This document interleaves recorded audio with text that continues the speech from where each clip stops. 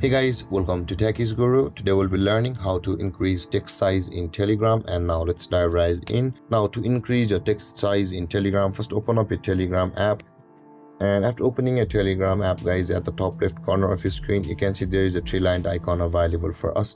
Tap on that three-lined icon, and over here you can see the settings option available for us on this interface. Just below the saved messages, tap on settings, and when you land over here, scroll down, you can see there is the chat settings available for us just above the privacy and security.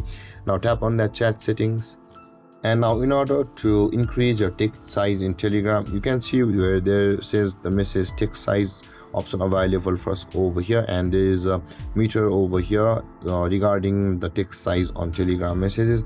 Now in order to increase your text size on Telegram, you can see you'll be required to tap on this meter and hover that meter in order to increase it to the right, or slide it to the left increase to decrease it. Now in order to increase your text size, tap on it and slide it until you can see the demo chat is increasing at just below this meter, and increase it until you have got the size which you want on your Telegram text.